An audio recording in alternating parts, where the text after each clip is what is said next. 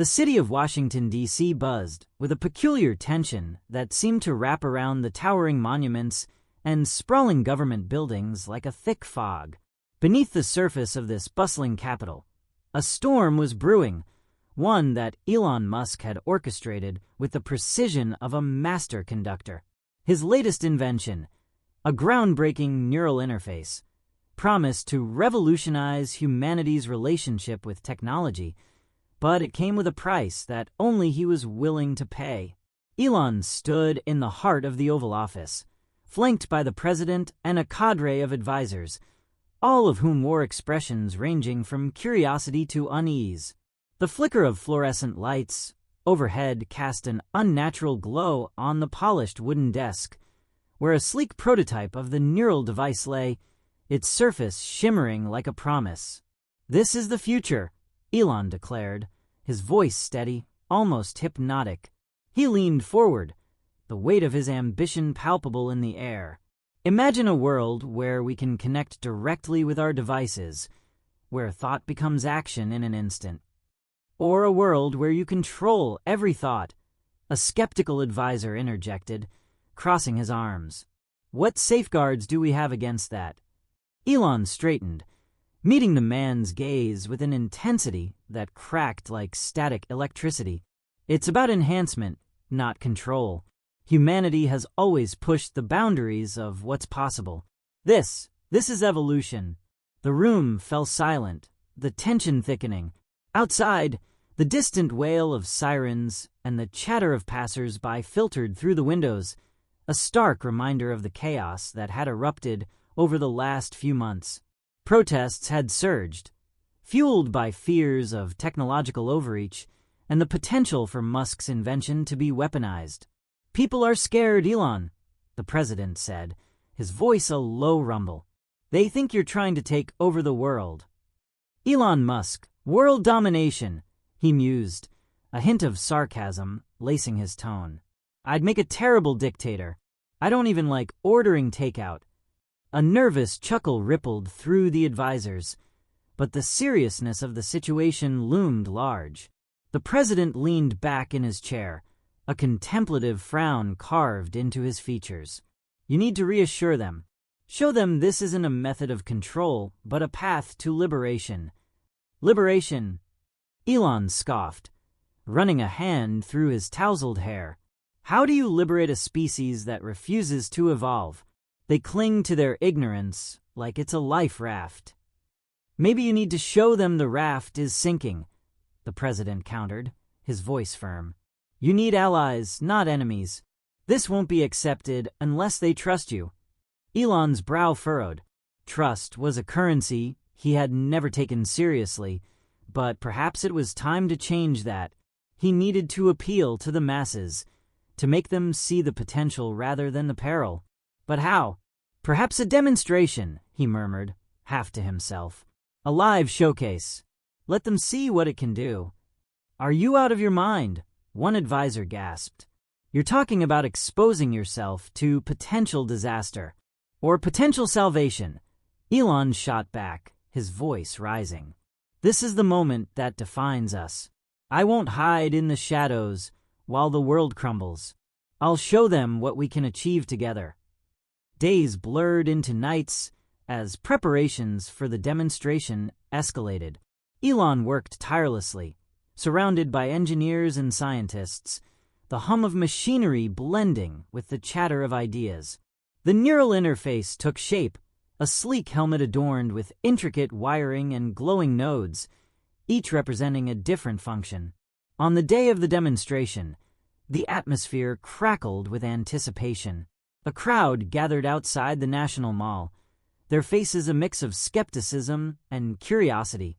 News crews set up cameras, broadcasting Elon's audacious gamble to millions across the country. Elon stood on a makeshift stage, the weight of the world resting on his shoulders. He adjusted the helmet, feeling the cool metal against his skin. The crowd's murmurs faded into an expectant silence. "Ladies and gentlemen," he began, his voice steady, "what if I told you that your thoughts could control technology? that you could access a world of information with just a flicker of your mind. Skepticism rippled through the crowd, but Elon pressed on, igniting his passion with every word. Imagine communicating without words. Imagine enhancing your abilities, expanding your consciousness. This is not a dream. This is our future. He gestured to the helmet, the cameras capturing every moment. I'll demonstrate how it works. I'm going to connect my neural interface to this device. The device hummed to life, lights blinking in sync with Elon's heartbeat. He inhaled deeply, feeling the rush of adrenaline as he slipped the helmet over his head. "Here we go," he said, his voice echoing in the silence. Connecting now. A sudden rush of information flooded his mind, sensations intertwining with thoughts. He saw the world through a different lens, colors vibrant and alive. He could feel the pulse of technology around him, like a heart beating in rhythm with his own. "Whoa," he whispered, a grin spreading across his face. "This is incredible." He focused, and the device responded, a ripple of energy crackling through the air. The crowd gasped, eyes wide with astonishment. "Look at that," someone shouted, pointing to a digital display overhead that showcased images and information flying by in a dazzling array. "What's happening?" a woman in the front row asked, her voice trembling. "Pure potential," Elon exclaimed, exhilaration coursing through him. "This is just the beginning." But then, as if a switch had been flipped, the atmosphere shifted. A wave of static electricity surged through the air, crackling at the edges of his consciousness. The lights flickered, and the device began to glitch, images warping and twisting before his eyes. "No, no, no!" he shouted, panic surging through him. "Stay connected." The crowd shifted uneasily, whispers rising like a tide. Elon struggled against the chaos swirling in his mind, the lines between technology and reality blurring. "Help!" he gasped, feeling the weight of his ambition crashing down around him. "Shut it down!" a voice cried, but Elon fought against the urge to disconnect. This was a moment of truth, a chance to prove that fear could be conquered. "Trust me," he yelled, pushing through the chaos. He focused harder, channeling his will into the device. With a surge of determination, he commanded the technology to stabilize. Suddenly, the images sharpened, the device responding to his will like a living entity. The crowd gasped again, this time in awe. Elon smiled, relief flooding through him. "See, this is what we can achieve." But in the back of his mind, doubt lingered like a shadow. What if the world wasn't ready for this? What if he had unleashed something beyond his control? As the demonstration came to a close, the crowd erupted into applause, but Elon's heart raced with uncertainty. He had shown them a glimpse of the future, but at what cost? Days turned into weeks, and as the public's initial excitement waned, voices of dissent grew louder. Protests erupted once more, fueled by fears of a future where technology reigned supreme. Elon found himself at a crossroads, battling not only external opposition, but also his own inner turmoil. In a moment of desperation, he reached out to the very critics who had challenged him. He invited them for a roundtable discussion, desperate to bridge the gap between fear and understanding. The room was tense, a mixture of distrust and curiosity hanging in the air. Activists, tech experts, and journalists filled the seats, their expressions wary as they faced him. "Why should we trust you?" a young woman demanded, her arms crossed defiantly. "You're playing with forces we don't fully understand." "Because I believe in transparency," Elon replied, his voice steady. "I want to hear your concerns, to understand your fears. We need to work together." "Work together?" Another voice piped up, a seasoned journalist with a skeptical brow. "You've always been a lone wolf. Why change now? Because this isn't just about me anymore," he replied, leaning forward. "It's about all of us. I need your help to shape this technology responsibly." A murmur of surprise rippled through the room.